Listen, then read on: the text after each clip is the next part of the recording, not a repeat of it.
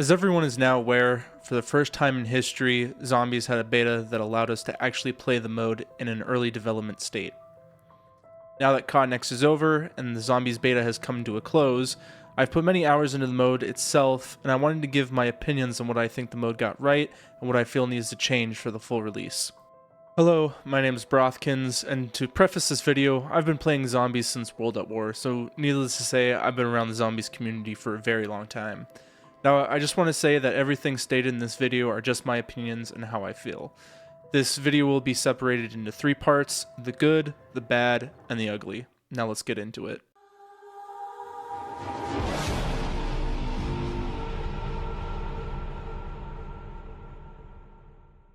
One of the things that Zombies has been missing the past couple of games are the atmospheric maps. Ever since the end of Black Ops 4, we never gotten any truly atmospheric maps. It's always almost been either some military research facility or abandoned bunker. While there were a few outliers such as Mauer der Toten and Terminus, Zombies lacked a sense of grandiose maps on the scale of Ancient Evil, Revelations, Origins, or even Moon.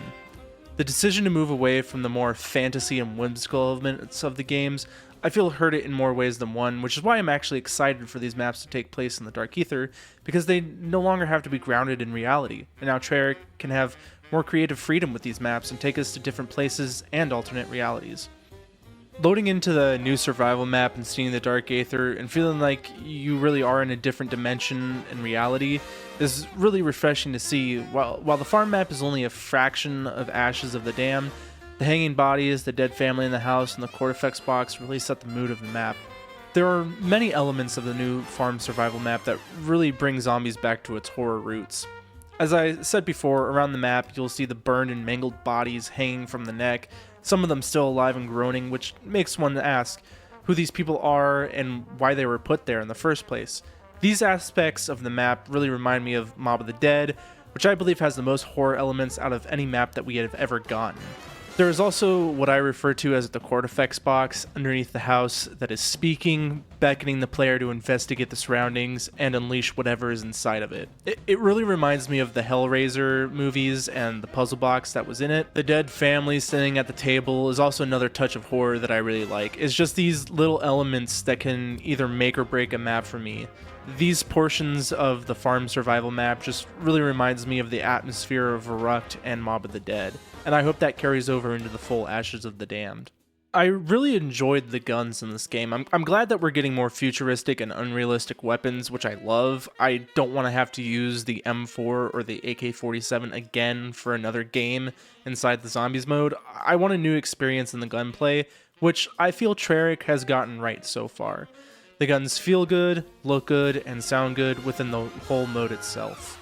While this is just a small weapon pool that we have gotten from the beta, I found myself wanting to try all the different weapons because I was having fun with them, not trying to find the new metas for damage, which is what I felt Black Ops 6 Zombies had turned to ever since the Tomb.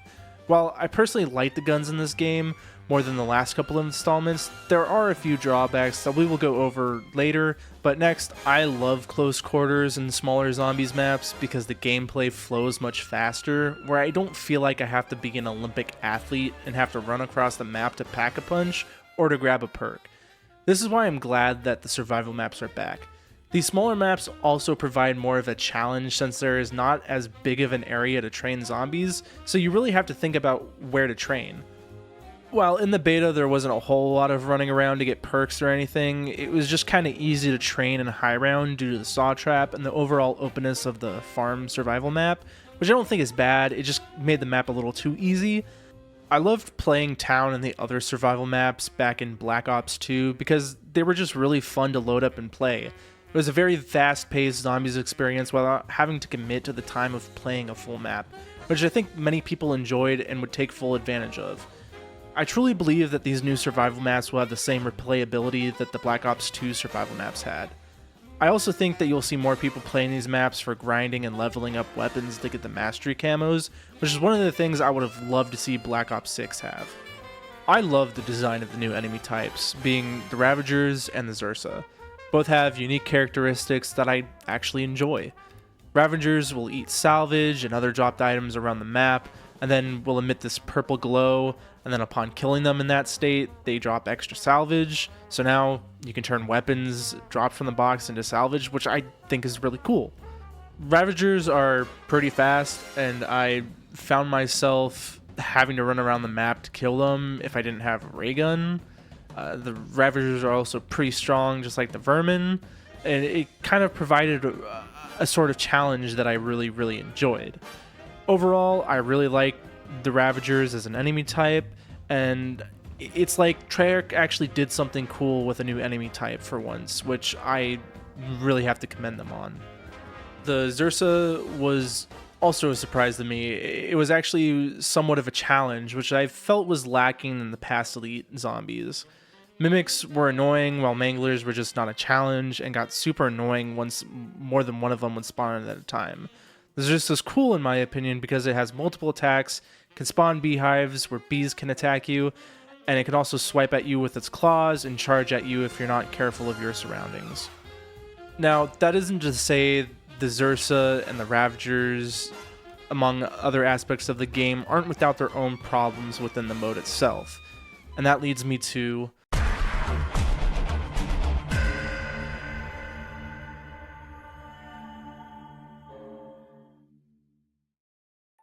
while I get that this is the beta and there aren't a lot of guns in the game yet, the mystery box just felt useless. It felt like I was getting the same weapons over and over again. The only reason to actually use the mystery box in the beta was to try to get either the ray gun or the ray gun Mark II, but it was just so unnecessarily painful to get either of those from the box without using a wonder bar. In my opinion, the box would just give me the same guns over and over again. The only difference would be their attachments, which were fun to play around for the first couple of games, but then it just kind of turned into hitting the box for better weapon rarities when I had an abundance of points and not enough salvage.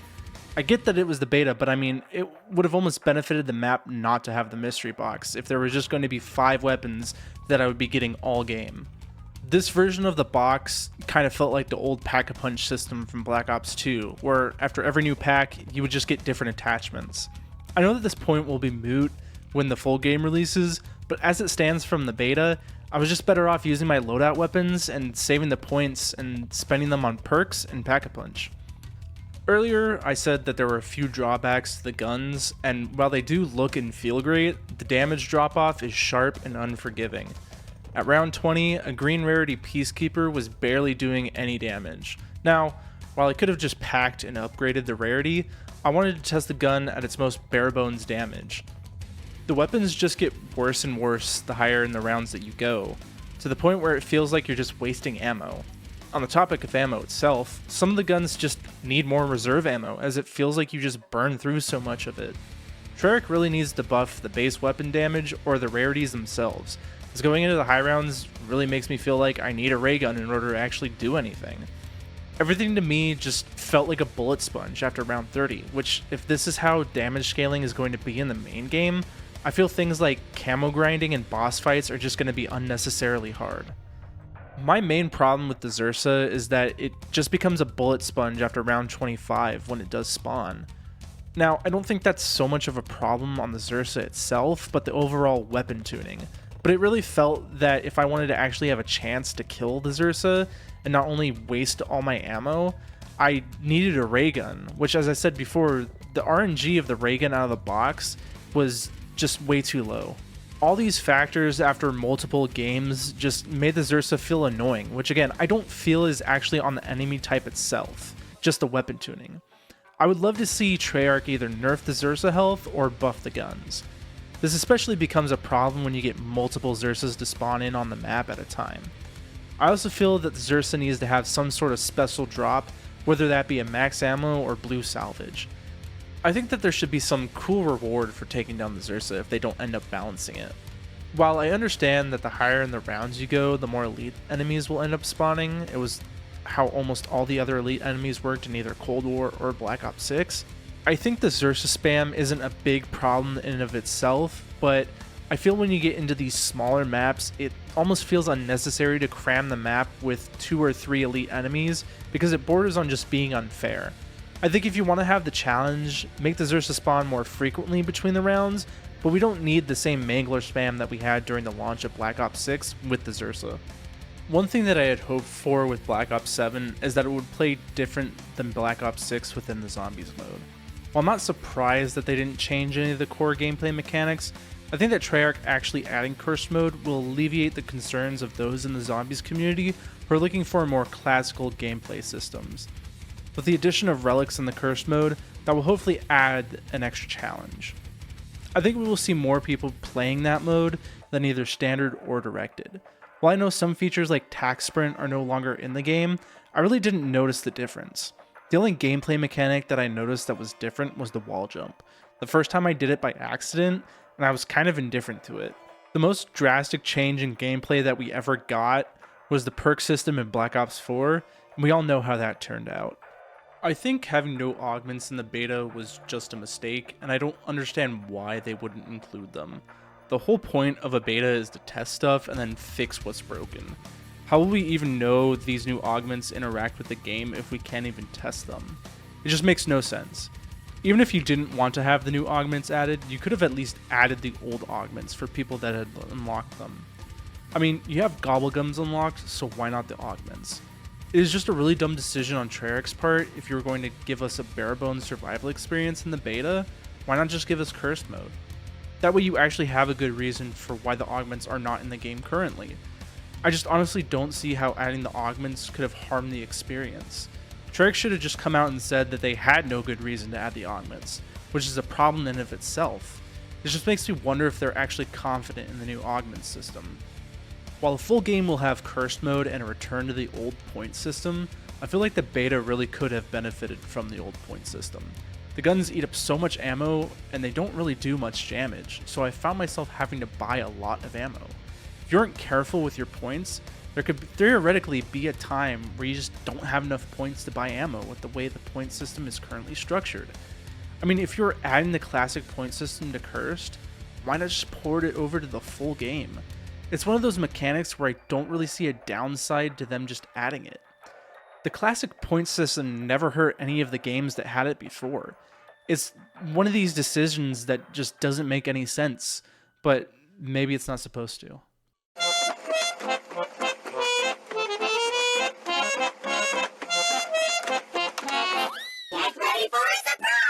So this part of the video is going to be more of a rant rather than the structured talking points that I previously went over.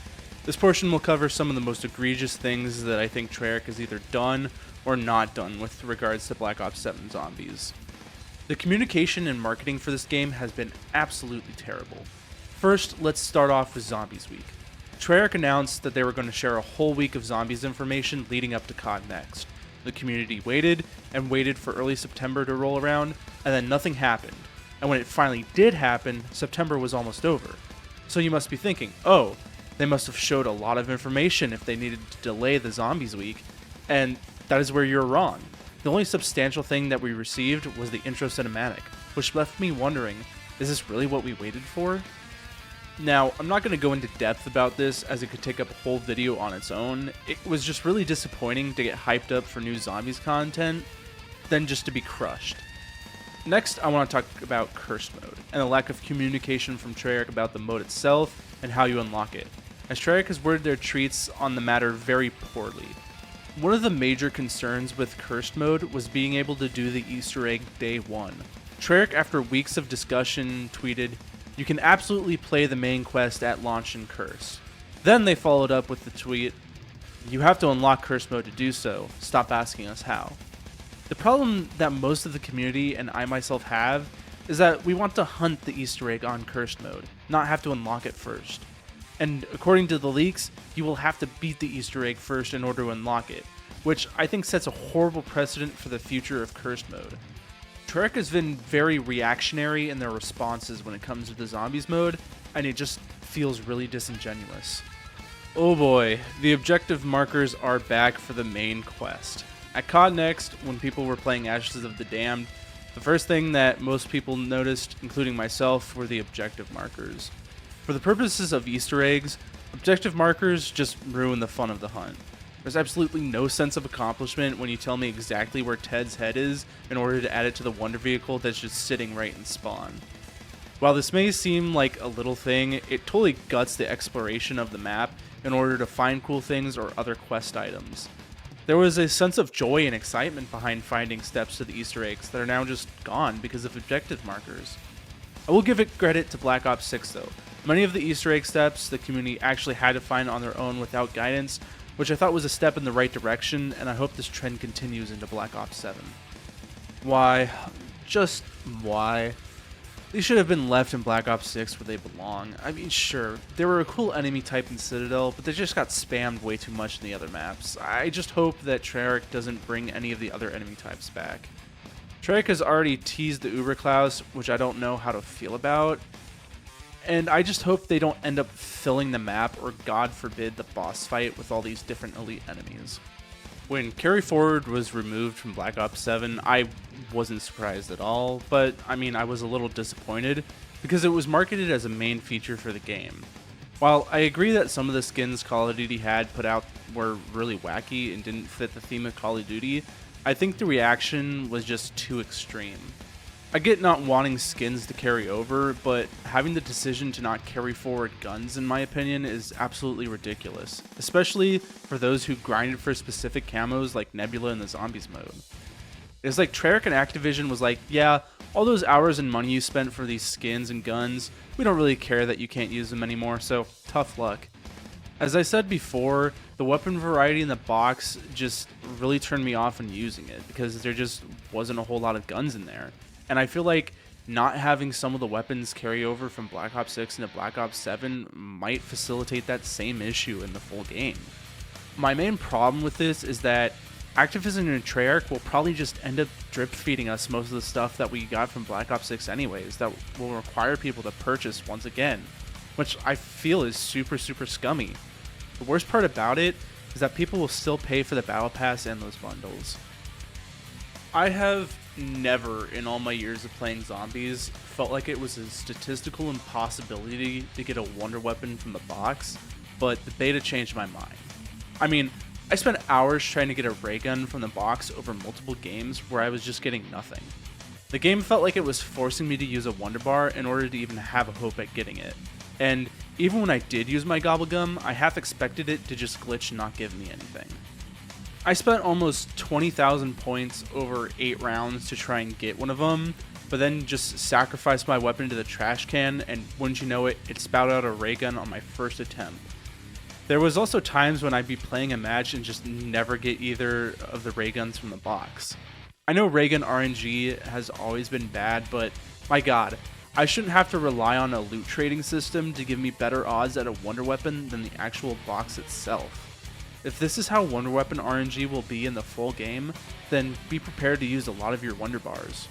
The guns are so bad in this game in its current form that once you get into the high rounds, you absolutely need either of the ray guns. As I said before, the only viable way I found to actually get ray guns in my game was from the trash can, which absolutely blows my mind that it is easier to almost be guaranteed that you'll get a ray gun from the trash can rather than the mystery box itself. Hell, I wouldn't be surprised if the trash can spit out the winning lottery numbers at this point. There has to be some self-sabotage going on within Treyarch, because I think this is the most the Zombies mode has ever been leaked. I mean, even a 5-year-old could have known this stuff was going to be leaked, so how could Treyarch let this happen? It is just the stupidest decision to keep the full files in the game for people to data mine. It's just unacceptable from Treyarch, and I hope that someone takes responsibility for this. Now, you might be asking what got leaked, and to that I have to say what didn't get leaked, because wow, it's bad. I will be discussing some of the leaks, so if you don't want to listen, I would just skip ahead to the end of the video. So the first thing I want to discuss is that the whole ending cutscene dialogue was leaked within the first couple of days. When I heard this, I was actually shocked that Treyarch would just leave the files in the game. So if you want to know what happens at the end of the Easter egg a month before the game releases, well, just go to Twitter and it won't be that hard to find. It just aggravates me that a whole story is just leaked for people to read instead of a big shock and surprise that will come with beating the main quest. Now it's just going to be like, oh, so that's what the crew were talking about in the leak, instead of actually being shocked or surprised at the outcome. The next leak that I want to talk about is that Mule Kick and Widow's Wine will be returning, and it's just Treyarch drip feeding us perks that we had in the past. Sure, I think it's cool that those are returning, but it just doesn't feel exciting. We had Mule Kick in Cold War, and there was no reason to remove it from Black Ops 6.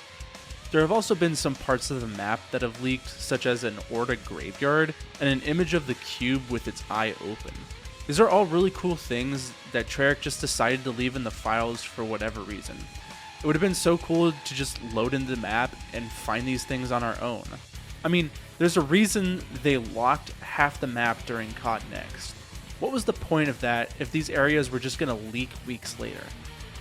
It's only a matter of time before the actual main quest steps are found, and if certain rumors are to be believed, they have been found already, but it just hasn't been released to the public. If this is the case, I think people are going to have a hard time believing if the people who got Worlds First really did it legitimately. There have also been medals found in the files for vermin, manglers, and other types of zombies that we saw in Black Ops 6. Which just frustrates me because if these enemy types do end up in the game, it is just going to cause more fatigue in the community. We've already seen Doppelgast return, so what's to say that the other enemy types won't? I think Treyarch needs to have a conversation with their staff on how this was allowed in the first place. I mean, sure, data mining has always been a thing, but that's the issue right there. Treyarch should have known that all these things were going to be data mined, and yet they did nothing to protect these files. While I'm not surprised at the amount of things that have been leaked, I'm very disappointed in Treyarch for their apparent lack of security, which makes me wonder if steps for all the other main quests going forward will just end up being leaked before any genuine progress has been made. Treyarch just needs to do better, plain and simple. Well, if you made it this far through the video, thank you very much. This video turned out to be longer than I had first anticipated, and towards the end turned into more of a rant, but I think it shows how passionately I want to see this game succeed, as I do feel this could be a great zombies experience. Ultimately, I feel that Treyarch will listen to the community feedback within the mode, as just recently they announced that skill-based matchmaking will no longer be in the game. I feel if we raise our voices loud enough with regards to zombies, we can enact a change. So with that said, thank you for watching, and I'll see you next time.